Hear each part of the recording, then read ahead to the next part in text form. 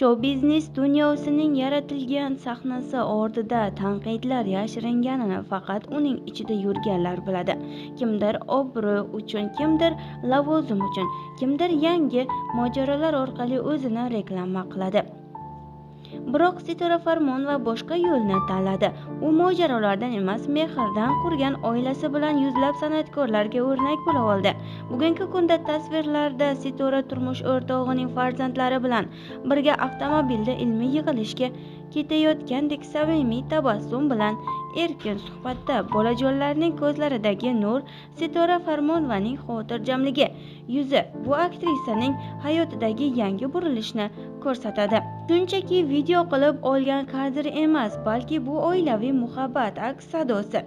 Mohiyat shundaki, ko'plab san'atkorlar boshqa oilaga kirganda, ayniqsa bolalari bor oilaga ko'plab to'siqlar, muhokamalarga duch keladi. O'zbek mentaliteti ko'tara olmaydi buni deyishadi.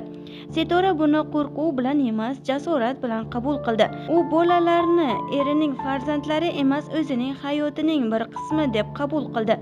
Bu aktrisa uchun rol emas, haqiqiy real hayot edi. Inson uchun eng kerak bo'lgan fazilat boshqalarning farzandiga o'z farzandidek munosabatda bo'lish, ehtirom qilish, mehr berish. Sitora Farmonova shuni eplay oldi.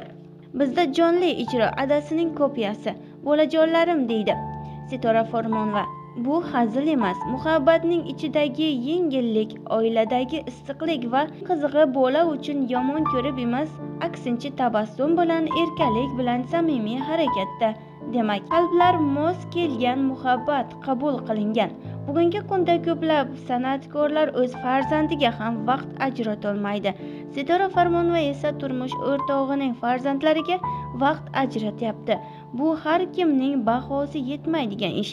U o'zi uchun emas, oilasi uchun yashayapti, deyiladi xabarda. Biz bilan qoling va kanalimizda yangiliklarni kuzatib boring.